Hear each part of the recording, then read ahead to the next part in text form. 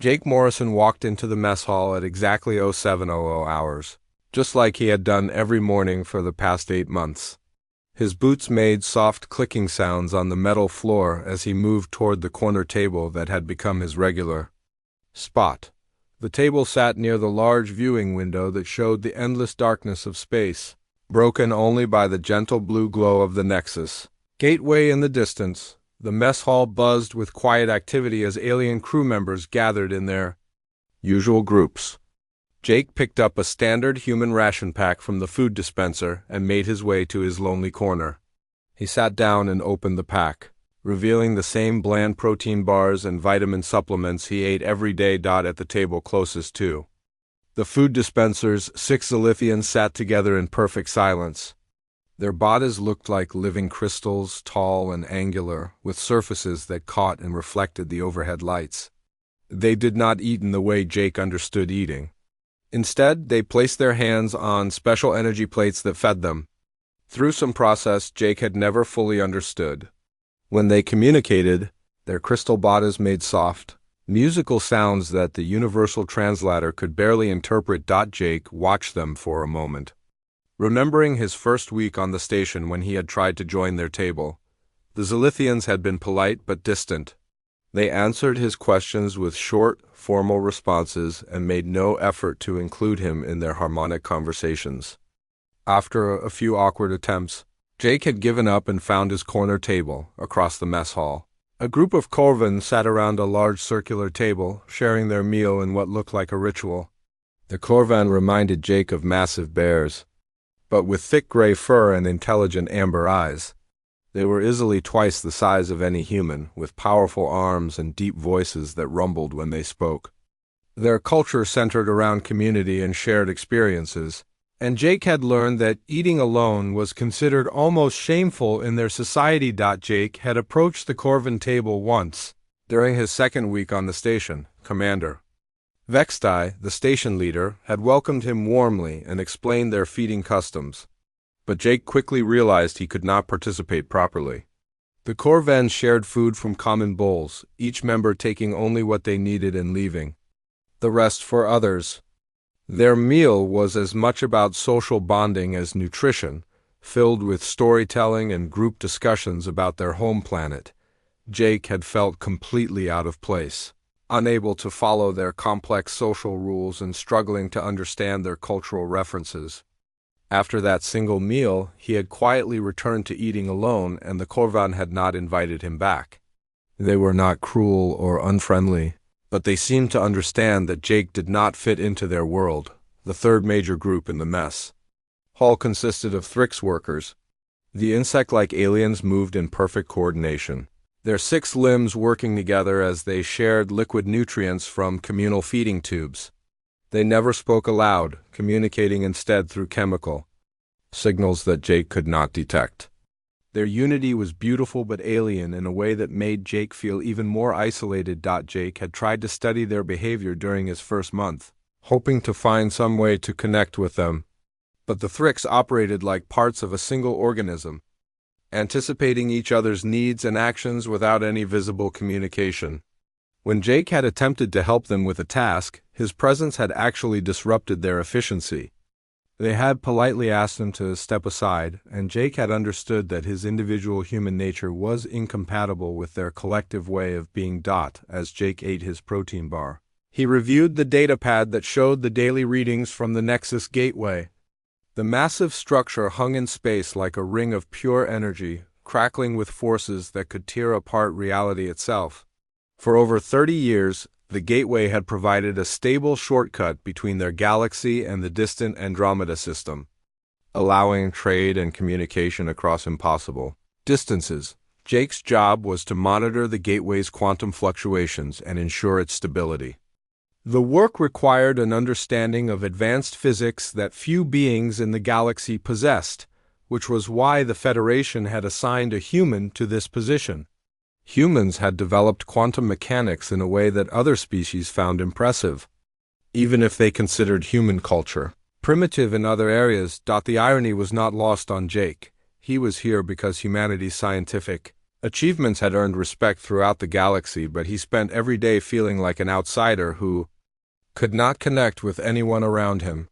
His expertise made him valuable to the Federation, but his humanity made him lonely. Jake finished his meal and prepared to head to his duty station. As he stood up, he noticed a young Zalithian female watching him from across the room.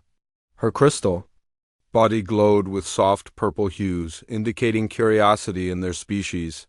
When their eyes met, she looked away quickly, returning to her energy feeding. This happened sometimes.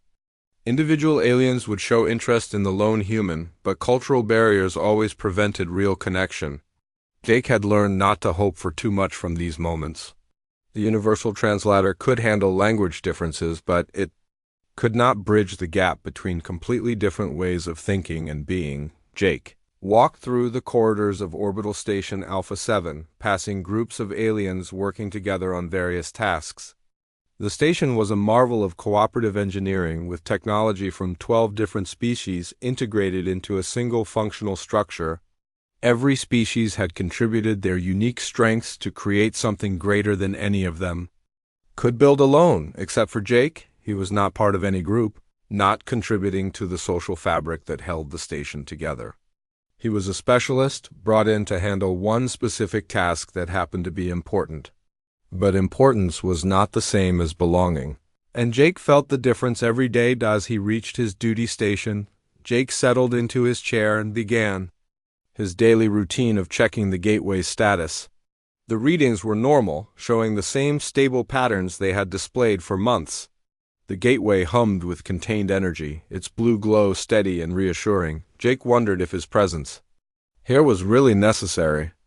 The gateway had been stable for so long that his monitoring felt almost ceremonial. Maybe the Federation had assigned him to this post more for political reasons than practical ones, a way to show that humans were valued partners in galactic civilization. But Jake continued his work with professional dedication, recording measurements and running diagnostic tests. Even if he felt unnecessary, he would not let his loneliness affect his performance. Somewhere in the back of his mind, he hoped that today might be different, that something might happen to change his isolated existence. He had no idea how dramatically that hope was about to be fulfilled. Jake had been monitoring the gateway readings for 3 hours when the first alarm sounded. The sharp electronic warning cut through the quiet hum of his duty station, making him look up from his datapad with sudden attention. The gateway's energy output had jumped by 15% in less than 2 seconds, something that should have been impossible. He quickly pulled up the detailed sensor readings on his main display. The numbers made no sense. The Nexus Gateway had maintained steady energy levels for over 30 years, with fluctuations never exceeding 2%. But now the readings showed wild swings that defied every model of gateway physics. Jake had studied. The alarm grew louder and more urgent. Jake's hands moved quickly over his controls, trying to understand what was happening. The gateway's usual blue glow was flickering, shifting between normal and something that looked almost purple. Energy waves pulsed outward from the massive ring structure, creating ripples in space that Jake could see on his gravitational sensors. Other alarms began joining the first, creating a symphony of warning sounds throughout the station. Jake heard running footsteps in the corridors outside his station as crew members rushed to emergency positions. The universal communication system crackled to life with voices in multiple alien languages, all speaking at once in growing panic. Jake tried to run a diagnostic on his equipment, wondering if his sensors were malfunctioning. But every system showed the same impossible readings. The gateway was becoming unstable in ways that violated fundamental laws of physics. Energy levels continued climbing, now reaching levels that were 40% above normal and still rising. Through his small viewing window, Jake could see the gateway directly. The blue glow that had been constant for months was now shifting to deep purple, then to an ominous red color that made Jake's stomach twist with worry. Lightning-like discharges danced around the ring's edge, creating patterns that hurt to look at directly. The station's main communication system activated with Commander Vexdias' deep voice speaking in Galactic Standard. All personnel to emergency stations immediately. This is not a drill. Report to designated crisis positions and await further instructions. Jake had never heard the Corvan commander sound worried before. Vextai was known throughout the Federation for his calm leadership and steady decision-making. If he was concerned enough to call a general emergency, the situation was truly serious. Jake gathered his most important data readings and headed toward the main command center. The corridors were filled with alien crew members moving with urgent purpose. The Thrix moved in their usual coordinated groups, but Jake noticed their movements seemed less smooth than normal. The Zilithians made sharp, discordant sounds instead of their usual musical communications. Even the massive Corvans seemed agitated, their amber eyes wider than Jake had ever seen them. The command center was chaos when Jake arrived. Multiple screens showed different views of the gateway, all displaying the same disturbing sight. The massive ring structure was pulsing with red energy, and something was moving inside it. Through the gateway center were normally only empty. Space was visible, dark shapes were shifting and growing. Commander Vextai stood at the center of the room, his gray fur standing on end as he studied multiple data streams. Around him, alien specialists from every species worked frantically at their stations, but Jake could see confusion and fear on their faces. Whatever was happening to the gateway was beyond their experience. "Morrison," Vextai called when he noticed Jake entering. "What do your quantum readings show?" Jake moved to the nearest available terminal and connected his datapad. The readings appeared on the main display, causing several aliens to make sounds of distress. The gateway's quantum field was not just unstable, it was being actively manipulated by something on the other side. "Commander," Jake said, his voice steady despite his growing fear, "something is coming through the gateway. Something big." As if responding to his words, the gateway flared with brilliant red light. The dark shapes Jake had seen through its center began to take more definite form. A massive structure was emerging from the gateway, something that looked like it was made of living shadow and crackling energy. It was easily the size of a small moon, but it moved with purpose and intelligence. The entity that came through the gateway defied easy description. Its surface seemed to flow like liquid, constantly changing between solid matter and pure energy. Dark tendrils extended from its main body, reaching out to touch the gateway's ring structure as if studying it. When the tendrils made contact, the gateway's red glow intensified, and new alarms began sounding throughout the station. "Attempt communication," Vextai ordered. "All frequencies, all protocols." The communication specialists worked quickly, sending greeting messages in every known language and format. They tried mathematical sequences, musical patterns, and light displays, but the entity gave no response. It continued its examination of the gateway, its tendrils probing the ring's energy fields with what looked like scientific curiosity. Jake watched the entity's behavior and felt a chill of understanding. "Commander, I don't think it's trying to communicate with us. I think it's studying our technology." As if to confirm Jake's words, the entity began emitting a field of its own. The field spread outward from its massive body, invisible but detectable on the station's sensors. When the field reached the station, everything changed. The Zilithians were the first affected. Their musical communications became harsh and discordant, then faded to confused silence. The crystal beings looked around with expressions of bewilderment, as if they had forgotten where they were or why they were there. The Thrix lost their coordination next. The insect-like aliens stopped moving as a group and began wandering aimlessly, bumping into each other and their equipment.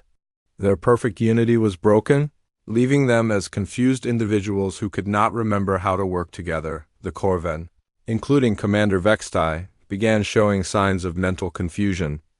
Their amber eyes became unfocused, and their speech slurred as they struggled to form complex thoughts. Vextai tried to give orders, but the words came out jumbled and unclear. Jake watched in growing horror as the highly intelligent alien crew members around him regressed to basic animal behavior. They could still walk and perform simple actions, but their higher reasoning abilities were gone. The sophisticated aliens who had built this station and maintained the gateway were reduced to confused creatures who could barely remember their own names. But Jake felt no change. The entity's field washed over him like invisible water, but his mind remained clear and focused. He alone seemed immune to whatever was affecting his colleagues. Commander Vextai stumbled toward Jake, his massive frame shaking with the effort to think clearly. With his last moment of clarity, the Corvan commander managed to speak one final coherent sentence. "Morrison, you must take command. Save them all." Then Vextai's eyes lost their intelligence, and Jake found himself alone among creatures who had once been the galaxy's brightest minds. Jake stood alone in the command center, surrounded by confused aliens who had once been the brightest minds in the galaxy. The silence was broken only by the soft whimpering sounds that some of the affected crew members made as they wandered aimlessly around the room. Commander Vextai sat on the floor near his command station, staring at his own hands as if he had never seen them before. The main display still showed the massive entity hovering near the gateway, its dark tendrils continuing to probe the ring structure with methodical precision. Jake realized that whatever this creature was, it was not acting randomly. It was learning how their technology worked, studying the gateway with the patience of a scientist examining a new discovery. Jake moved to the commander's station and activated the ship-wide communication system. His voice echoed through the corridors as he spoke carefully and clearly. "All crew members, this is Jake Morrison. Report to your stations and await simple instructions.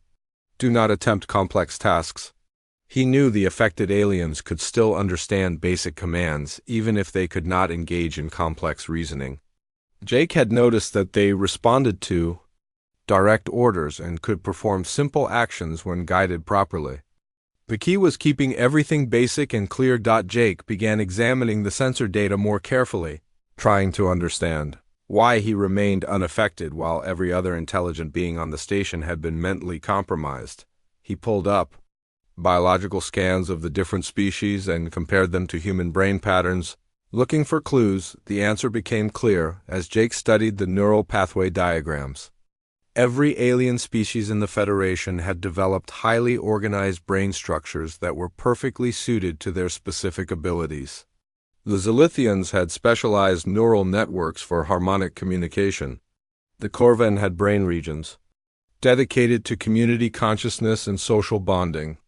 The Thrix possessed collective thinking centers that allowed them to function as a unified group. Human brains were different in a fundamental way. Where alien species had evolved efficient, specialized neural pathways, humans had maintained a more chaotic and scattered approach to consciousness.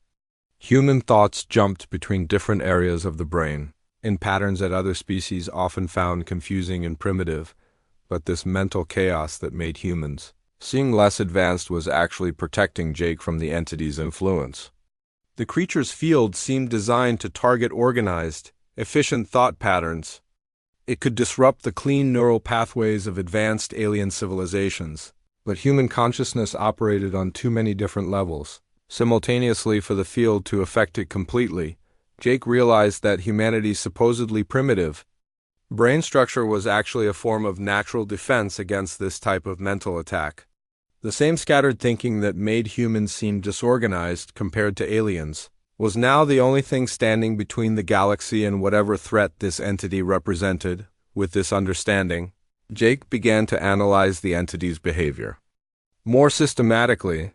The creature was not just studying the gateway randomly.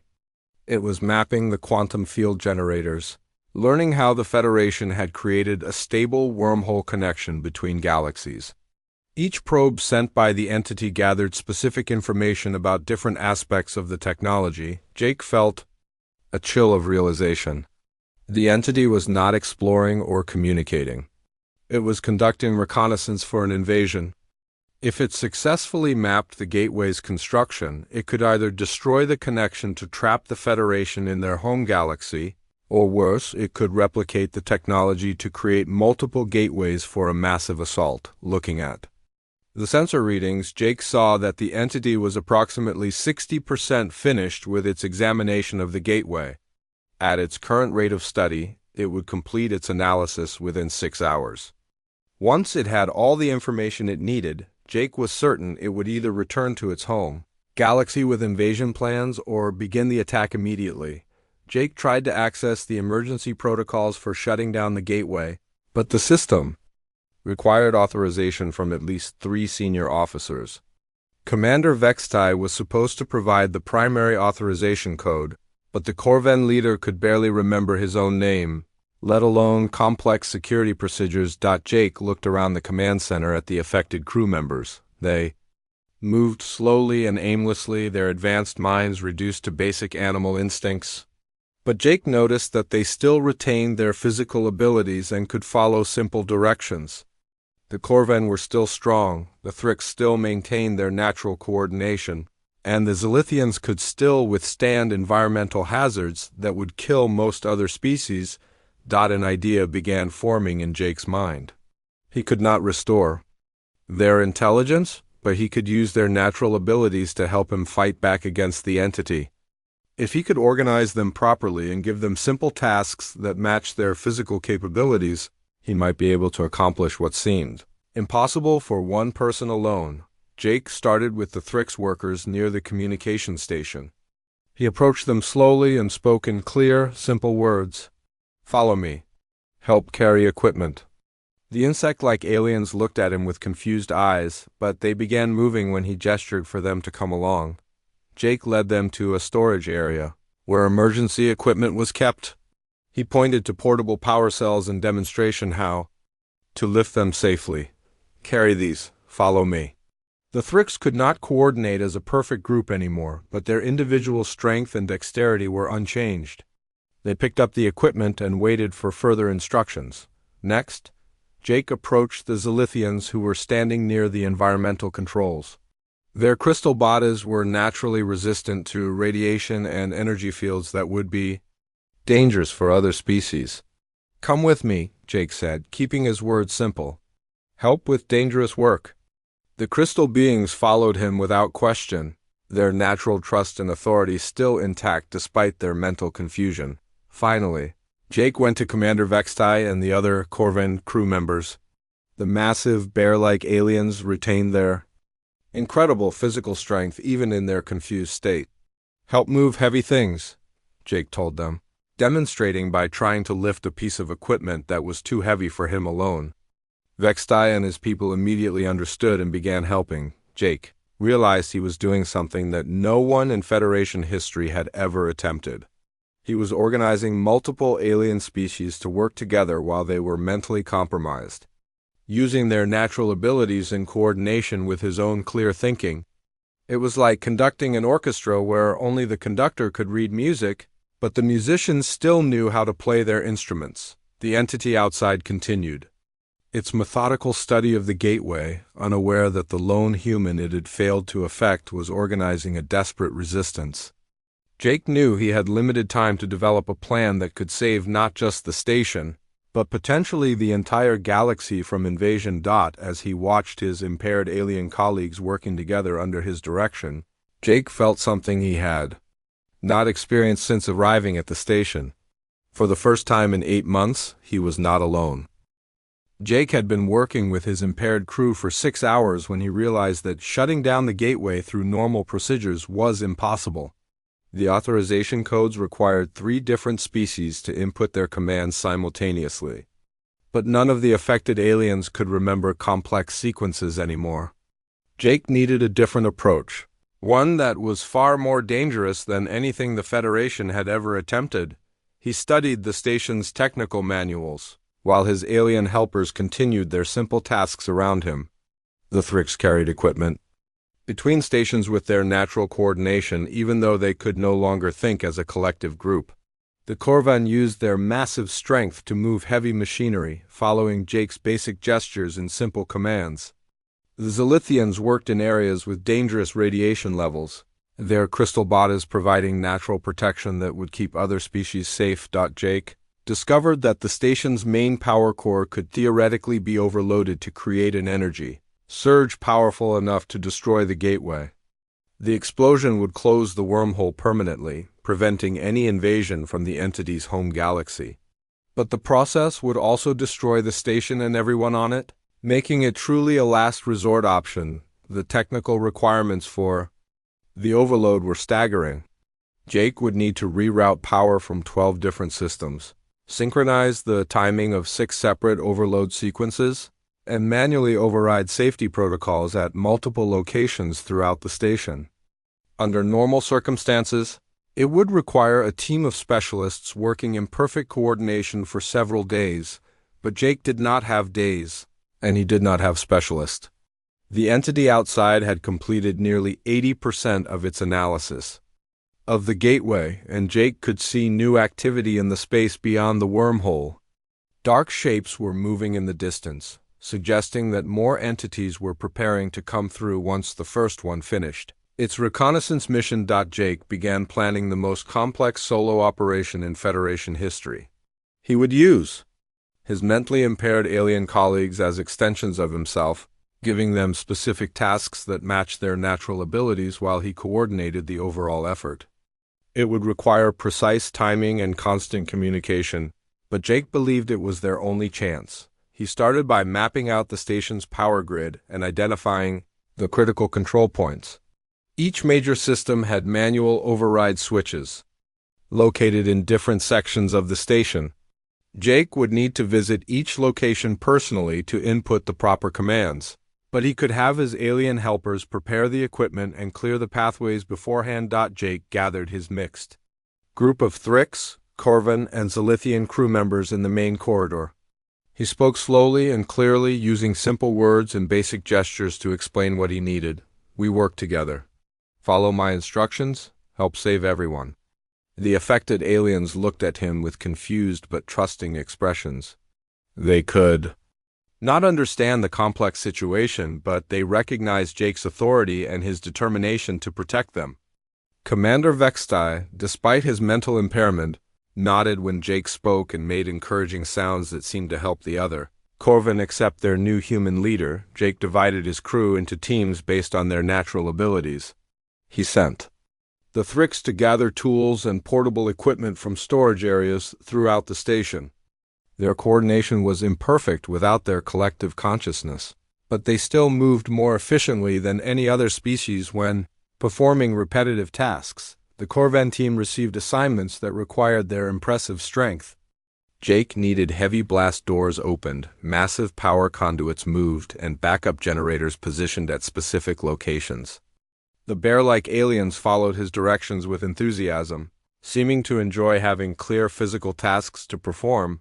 The Zilithians got the most dangerous jobs, working in areas where energy leaks and radiation pose serious risks to other species. Their crystal bodies could absorb and redirect harmful energy, making them the only crew members capable of working near the overloaded power systems without protective gear. As the team spread out across the station, Jake began the delicate process of rerouting the main power grid. Each change required careful calculation to prevent premature overloads that would destroy the station before he could complete the gateway shutdown sequence. Jake found himself running between different control stations, checking readings, and making minor adjustments while coordinating his alien helpers through the communication system. The work was exhausting, both physically and mentally. Jake had to think for everyone, making decisions that would normally be shared among multiple specialists. He felt the weight of responsibility pressing down on him as he realized that billions of lives throughout the galaxy depended on his success. But something remarkable was happening as Jake worked with his impaired crew. Despite their mental limitations, the alien crew members began anticipating his needs and responding to his leadership with growing trust and efficiency. The Thrix started bringing him tools before he asked for them. The Corvan positioned themselves to help with heavy lifting whenever Jake approached a new station. The Zilithians began checking radiation levels and clearing dangerous areas ahead of his arrival. Jake realized that even without their higher intelligence, the aliens retained their fundamental nature and their instincts for cooperation.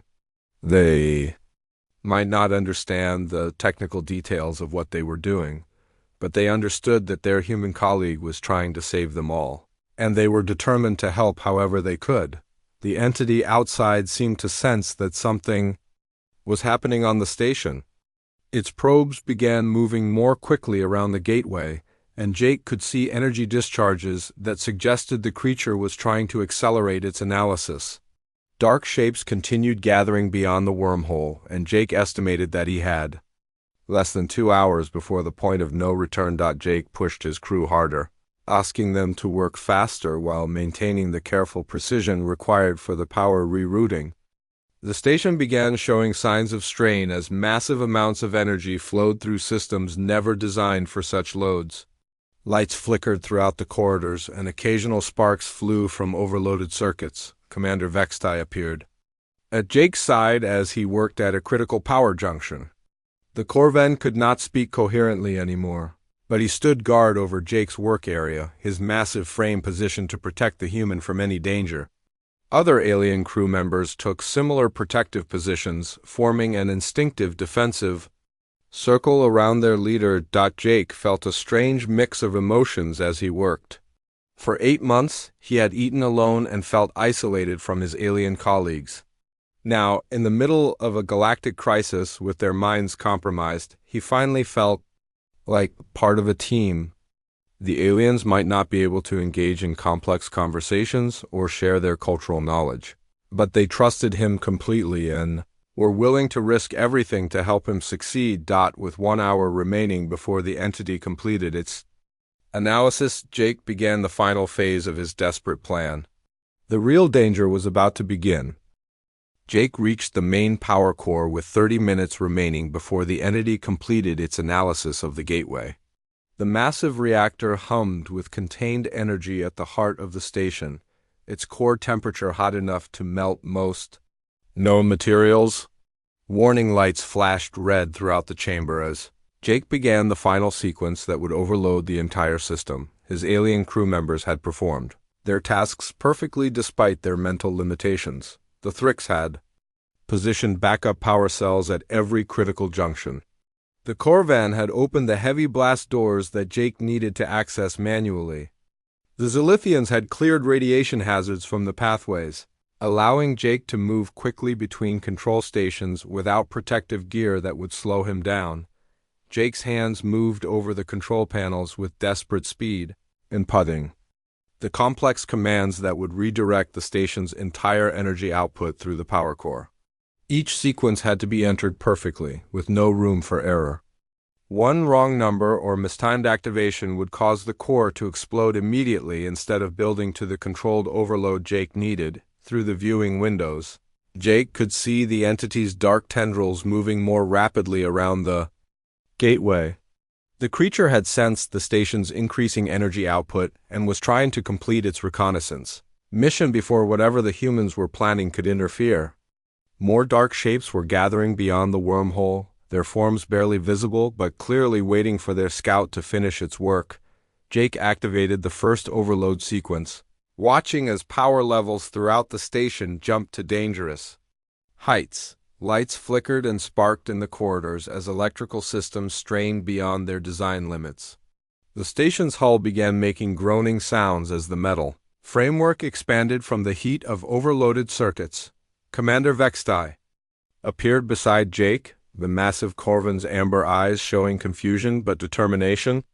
Despite his mental impairment, Vextai seemed to understand that Jake was doing something important and dangerous. The alien commander positioned himself between Jake and the door, ready to protect his human colleague from any threat. Jake moved to the second control station, his fingers flying over the interface as he initiated the next phase of the overload. The power core's energy output climbed higher, causing the entire chamber to vibrate with barely contained force. Warning alarms screamed throughout the station, but Jake had disabled the automatic safety systems that would normally shut down the reactor to prevent disaster. The entity outside suddenly changed its behavior. Instead of continuing its methodical analysis of the gateway, it began extending dark tendrils toward the station itself. The creature had realized that the humans were planning to destroy the gateway and was moving to stop them before they could complete their sabotage. Jake watched in horror as the entity's appendages pierced the station's hull like spears of living shadow. The tendrils searched through the corridors, seeking the source of the energy buildup. Emergency bulkheads slammed shut automatically as the hull breaches triggered the station's damaged control systems, but Jake knew the barriers would not stop. A creature made of dark matter and pure energy, the third overload sequence activated successfully, pushing the power core to 70% of critical overload. Jake could feel the heat radiating from the reactor even through the protective shielding. Sweat ran down his face as he worked, both from the temperature and from the stress of knowing that billions of lives depended on his success. A Thrix worker stumbled into the chamber, its insect-like body sparking with electrical discharge from contact with one of the entity's tendrils. The alien was clearly injured but still tried to communicate with Jake, making clicking sounds that the universal translator could barely interpret as a warning about danger approaching. Jake understood that the entity was hunting for him specifically. The creature had somehow realized that the human was the source of the resistance, the one mind it could not control or confuse. If the entity reached the power core chamber before Jake completed the overload sequence, everything would be lost. Jake activated the fourth overload sequence while more of his alien crew members entered the chamber.